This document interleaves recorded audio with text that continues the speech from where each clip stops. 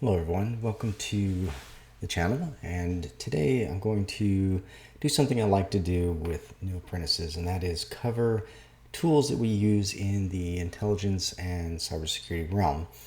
I find it very useful, especially in the beginning, to introduce tools and discuss just a little bit about what they're used for and why you would go to one tool over another. And today, what I'd like to introduce and talk about is VirusTotal. Now, if you're unfamiliar with VirusTotal, it is effectively an online sandbox. And that sandbox allows you to send a file to it or send it a URL, and it will analyze those and look to see if it's suspicious or potentially malicious.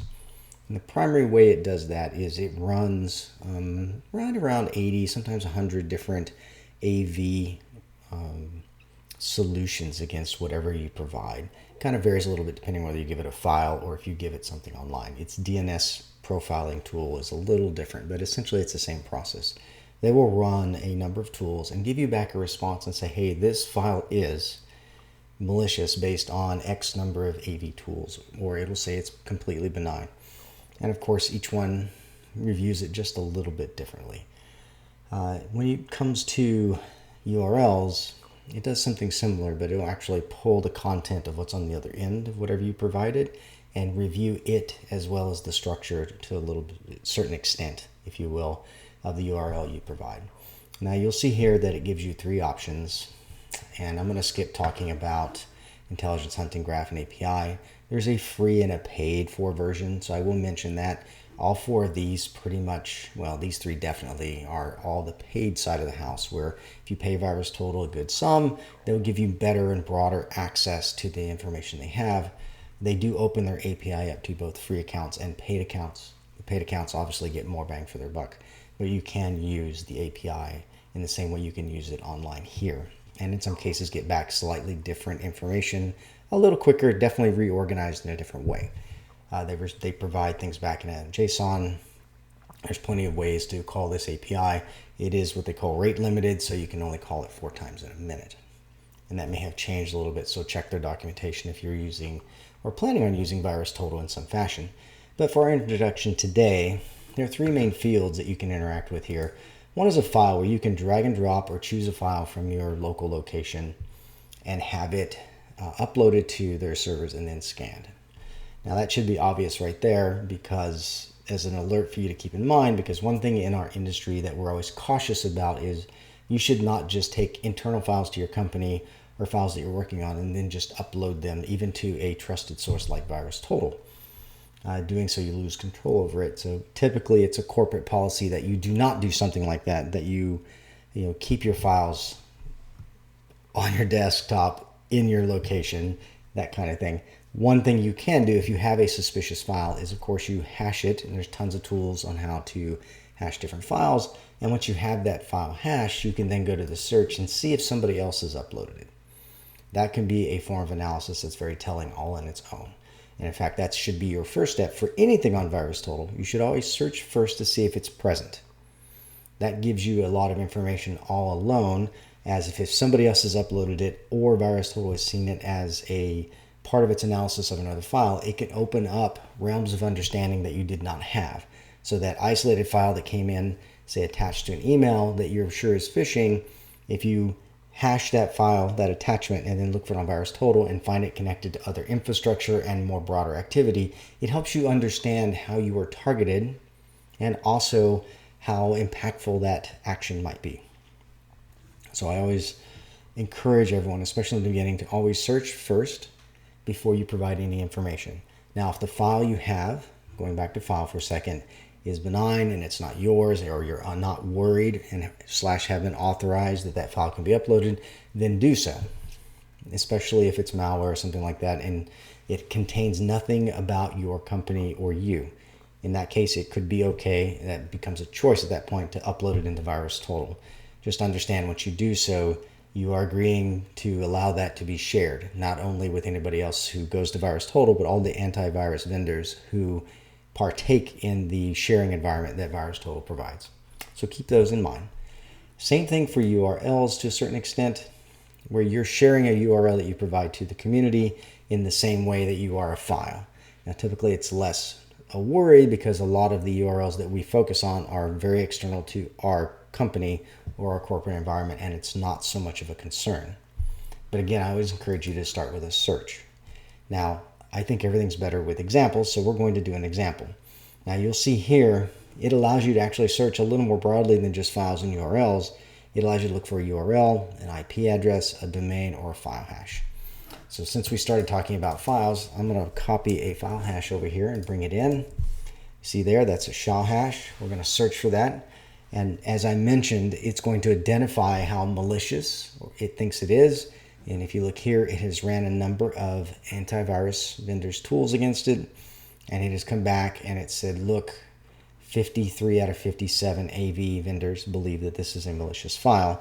And they have kind of generally labeled this SALITY, though it's a whole separate discussion on the naming conventions behind malware that I'll save for another day. What we do know is that it has an overlay. It is an executable file that performs some suspicious UDP. One of the things that I love about VirusTotal is it puts a lot of handy labels to kind of help you quickly orient and understand what you're looking at. It first saw this 5 years ago. It gives you this file size, and of course it gives you an icon now to let you know that it is malicious. And that's kind of the general overview of this first tab that it gives you back on detection. Majority of this is different AV vendors have found that this is a malicious file. Now, there's a lot you can pull from here, but not to go too deep in the weeds. Understanding just what is detecting helps you also understand at what part of the network that detections are being made. In this case, we have lights across the board. So from desktop EDR tools to network tools to even external profilers, everyone is saying that this is a malicious file, which means it's been seen broadly. It's been seen at different layers of the network as far as detections go. That can be very important to help you understand how prolific or broad this might be targeting victims or people of interest. Now they have a details tab, which we'll go into details, and some of this is specific to the fact that this is an executable file, but not always. In most cases, you will find that there will be different basic properties, but there'll still be the 3 hashes, MD5, SHA-1, SHA-256, and then it kind of will vary a little bit depending on the file type.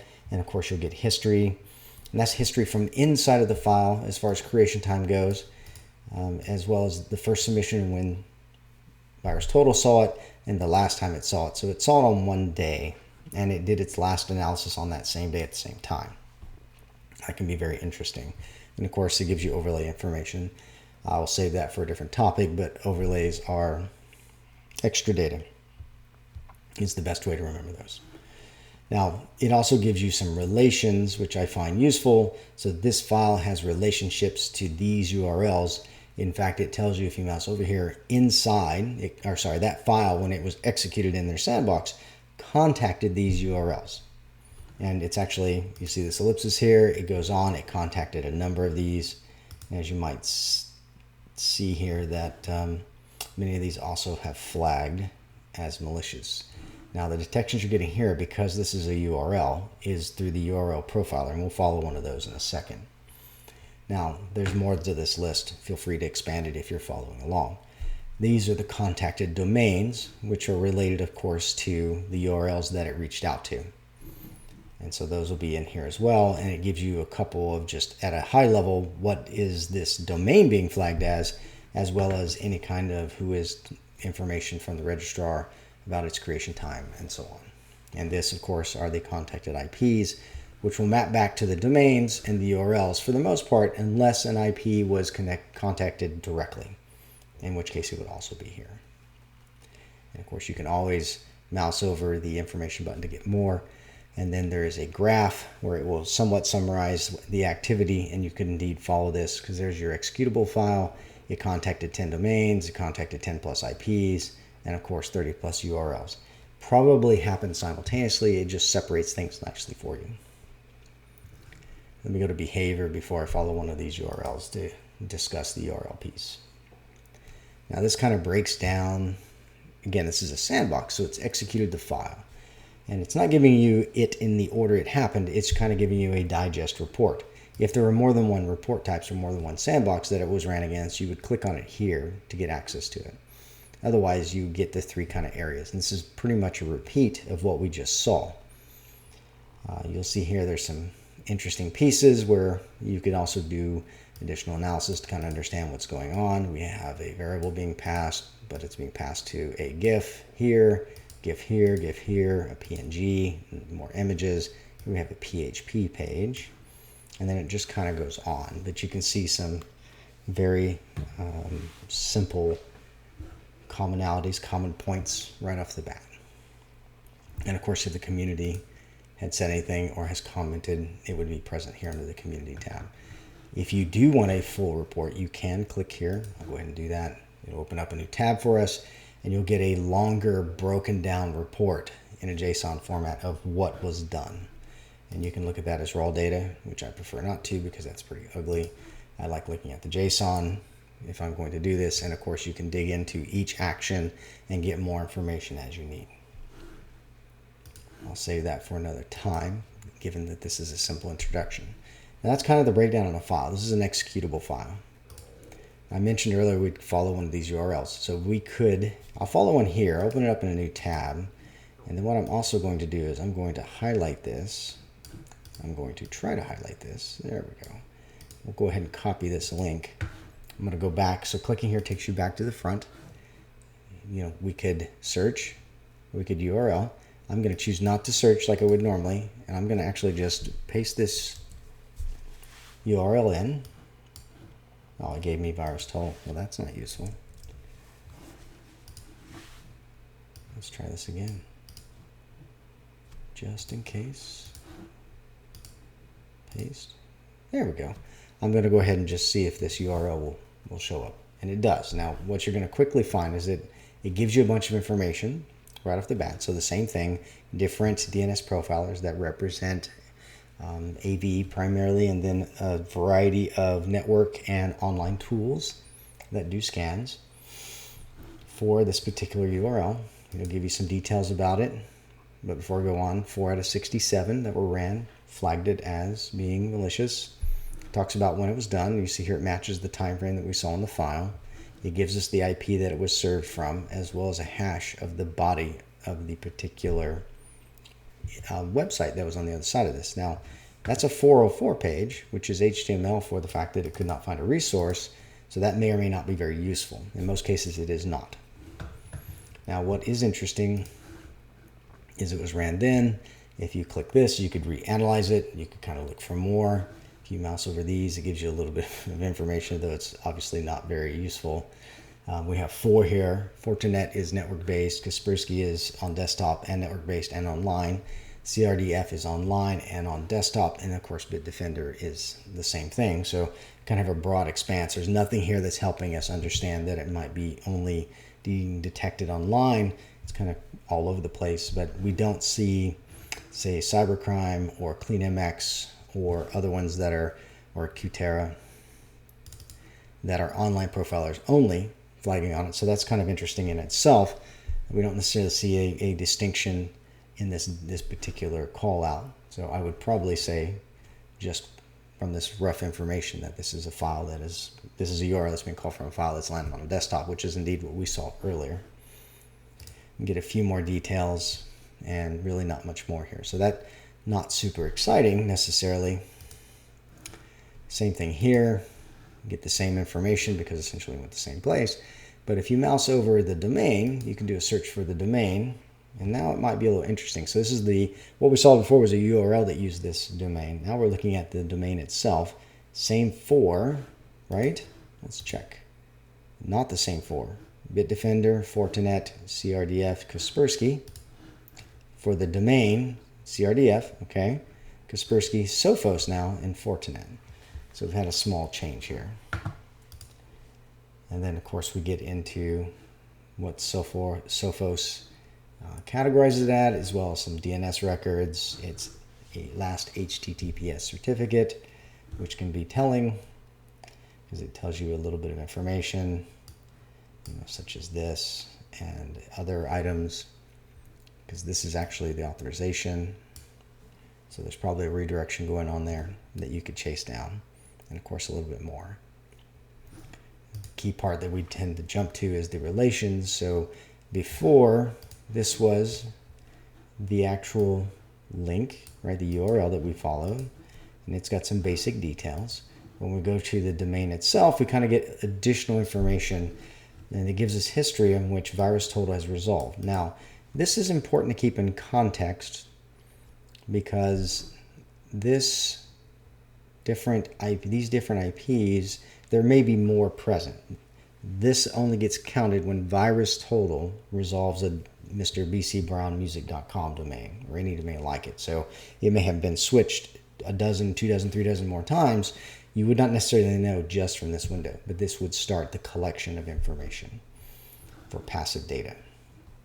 And this one's always useful because it gives you subdomains, and this particular subdomain pattern matches just a standard domain creation.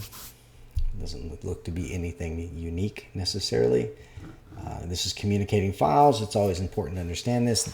Always look over the information button if you're not sure. These are the latest files that communicated to that domain. So this represents a list of files that talk to this domain. And as you notice, many of these are flagged, including some in 2021, June here, where there are still malicious files with different names, and some just with their hash value that are communicating back to this particular domain. Now I'm going to pause here for a second and just say this is useful. You'll see there's a little variance on how many got ran. But the key thing is, if you look at the naming, that's also useful. This tends to be the hash, either this MD5 or something of that nature, SHA-1, SHA-256, depending on how it got uploaded. And a lot of times you'll see that security tools and sometimes users will rename the file with the hash value. When you see this .virus, that tends to be an NV tool that is using VirusTotal to do a check. And so it will rename a file with its hash value and append virus at the end. So you can kind of guess to a certain extent that this might represent a pattern where something has performed automation and uploaded files to VirusTotal to perform checks. And you see that's pretty consistent. You get a SHA value here that does not have that. That could be a different tool. It could be a user. Same thing here. You have what looks like an MD5 value without the .virus. So that's interesting. You have one here where it's actually named WinDefender.exe, so it represents its actual name, just like these other ones do. These are more likely raw uploads. And you can kind of just glance at this and then follow these and kind of verify your suspicion. So again, we get our useful little tags here. When you look in the details, there's that SHA-256 value, and that's of course its name. Sorry, that's of course this value that it's known by. Here's WinDefender.exe, which if you come down here to names, these are names that this file has been submitted with. And so indeed it was submitted with this particular name. And of course you get some information on the inside of this particular executable. I'll pass on this at the moment because that's too deep in the weeds for what we're trying to do. And of course you can look at its particular relationships. Now, don't be thrown off if you see question marks. It just means that either it couldn't profile it or it didn't profile it. It's not more difficult than that. And then of course you can dig into here and it gives more information, including this file dropped a lot of files. So when it says dropped, you can mouse over it, but by dropped it means it created these files on the system that it was executed on. So this particular file creates a lot of other files. And that's not necessarily good behavior. And given its number of AVs that have flagged it, definitely not good behavior. So this becomes very useful, and you could indeed look through each one of these and gather up intelligence about what's going on. Not only how prevalent, because if you look at the date pattern, it's pretty much almost daily. You'd have to go down because unfortunately VirusTotal does not put this in order. So you can't go 25, 24 and expect a 23. There's a 26, back to 24, there's a 22. They have a jumbled order, and there's definitely more hidden underneath this ellipsis.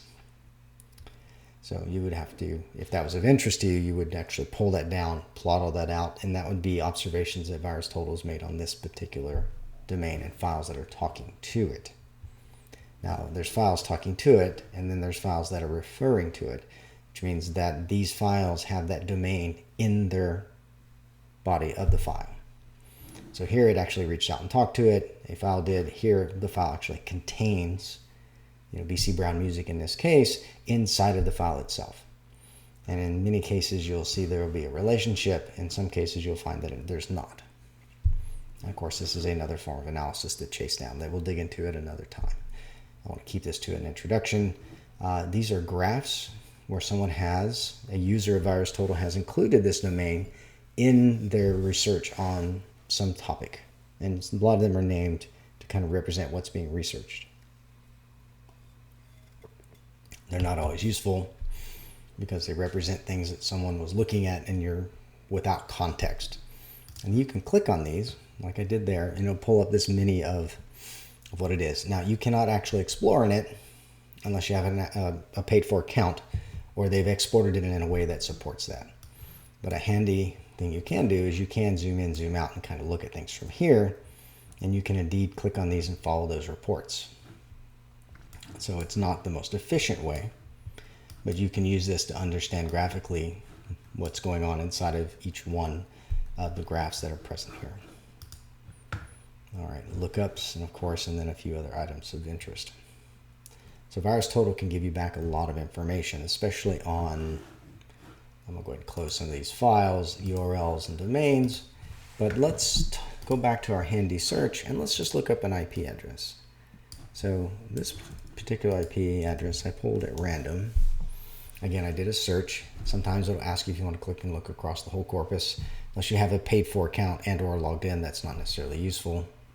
If you are logged in and you have a paid for account, just be aware that every time you do a search and you use that, it increments away one of your possibilities, one of your possible ones, depending on, or I guess I should say this properly. VirusTotal, if you have a paid account, limits you on how many searches and how many lookups and how many times you can download a file. Now you can't download files at all if you don't have a paid for account, but you can do lookups and so forth on a regular basis. Instead of rate limiting you to so many per minute, they just tell you have a flat amount per month that you have access to per user. And if you, or I'm sorry, flat amount per month per account. So if you have a corporate account and you have 10 people on it, you may have like 3,000 searches a month possible. And when you expend that, you're kind of done. You're on the free account until your time, comes back around next month, or you buy a bigger account. It does get expensive though, so most people just do research without being logged in, find what they're looking for, and then when they need that additional clarification, they log in and do additional work. I just kind of keep it simple like that. So within the things we look at, of course, are IPs. In this case, I've pulled up a GoDaddy IP here, basically random more than anything else. It'll give you basic DNS information. It thinks it's part of a /19, gives you the AS number and who kind of the owner is, and it tells you what regional registry owns it, in this case, Aaron. So if I wanted to get the real /28 or /24, whatever that's currently being routed at the moment, I would go to Aaron's lookup tool, which we'll cover at a later date, and look it up that way. If that was LACNIC or one of the other ones, I would go to their registry and lookup tool, just because it'll likely be more accurate overall. And you could indeed just go straight to it right here if you wanted to. Though there's a couple other links that could be useful. Also, it kind of gives, so VirusTotal is owned by Google. That's not always obvious to everyone. And so it integrates Google results searches. It'll do a simple search and then give you back a basic breakdown of what's going on. So that part's useful. And then of course, like files and URLs, it gives you relations so that you can see what's going on. In this case, it'll tell you this IP has hosted these particular domains, and you'll see there's a variety. This list tends to be incredibly lengthy, so looking at it this way is not the most efficient way to do it. What you want to do is refine that, and that's a technique where you refine to try to get down to exactly what you're looking for versus looking at an IP that's hosting a ton of different domains. And any files that talk to that IP are listed here, and of course anything that's referring to it. So you kind of get a neat little breakdown. So let's do a few more on the search side. Let's do a more interesting search. Actually, let's do a lookup. So let's do a file URL. Let's see if this one has been scanned. It has, but we're going to go ahead and rescan it. So I'm going to hit it, rescan, so you can see what it looks like live. So if you had a URL that you wanted to look up and you're like, I don't know about this URL, I want to take a look at it, this would be one way in which you could do so. Now, this particular URL, there's another handy tool that I'll introduce later that helps break these down, but as you can see here, just briefly, that's actually the base domain. Subdirectory, pass another subdirectory, another one, and it's passing, in a way, this particular URL. So typically you see that when there's a redirection happening, or it's trying to track where it came from. Now in this case, it did run. It's got a couple of links on what was on the end page. There's some details about the actual site, including a little bit of the headers, some HTML information, that kind of thing. So you can kind of dig into the weeds here just a little bit. Of course, it came back mostly clean. Actually, it came back completely clean, which is good. And you get a HTML 200, which means it was present. So you can kind of get a little bit that way. I want to do one more. Here, let's do this one directly. So you can even go here. You don't have to go back to that front. It'll tell you, hey, I didn't see that when I searched. So I'm going to go ahead and come back to URL and actually search on it. Now, when you see this screen, this means VirusTotal has not seen it before. So it's running its analysis for the first time. So again, this is an online profiler. So it's going to go out actively to that location that I gave it and see if it can pull down content and see if anybody actually flagged it as malicious. And so it did. It went out to betterbuys.com and pulled whatever was at this location, and it gave back a 200, which means there was an image there that it was able to access, and nobody flagged that as being malicious. It gives you just a little bit of information. I don't really rely on this tagging. That's from those particular tools. That kind of gives you a sense on what they see there. It does give me this IP address, which I'm going to pull up in another tab. Maybe we'll go look at that. And it kind of gives me a little bit of information about what it pulled. While we're at it, remember you can interact with these things. So let's look at Better Buys, the domain. Also looks clean. There's a little bit of details here, so we get a little bit of information. And there's some tricks to reading this, like AWS DNS tells you that that's Amazon DNS. When you see mail.protection.outlook.com, it gives you a sense that they have an Office 365 or an Exchange instance that is present.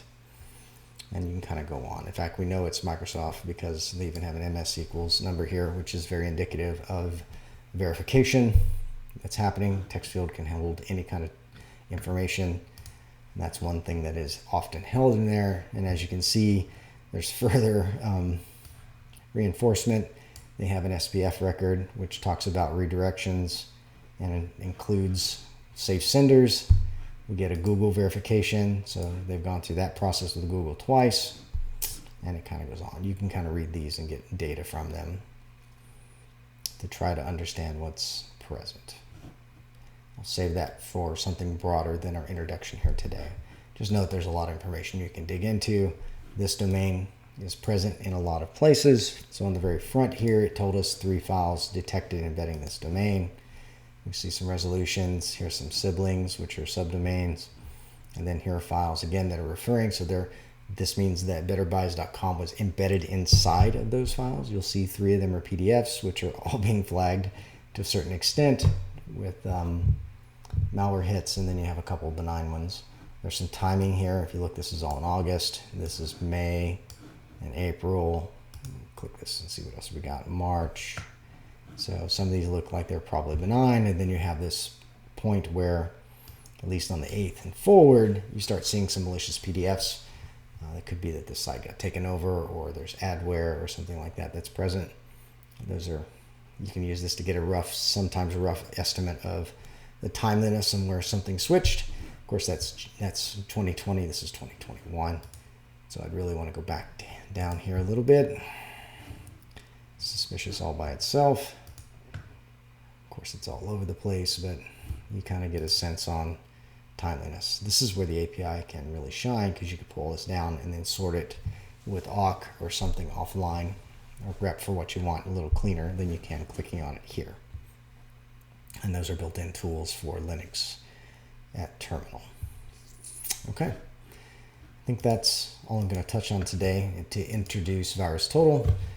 Very handy tool, often used. Just as a reminder, try to go to the search in every instance first. Try to find the information that you can without providing information to it, and then tactically provide information as it seems relevant. having it scan domains or IPs. Those typically are fairly benign activities that you can do safely. Providing it with files or URLs or anything that points to your environment is typically a no-no just from a security standpoint. You're putting yourself at risk in ways you don't need to. So hopefully you enjoyed this short or somewhat short introduction to VirusTotal. It's one of our very mainstream tools that we use. Get used to it and find that, you will find, honestly, that this is a go-to tool for many things. It's a good starting point. It is not isolated. There are many other ones like this, like Sandbox and other ones. VirusTotal, however, is probably one of the more friendly ones that gives you a quick amount of information that you can easily talk to either through its GUI or through its API. So thank you for your time. If you like this video, please give us a like. We would be appreciated. And of course, follow us if you like this content and other content.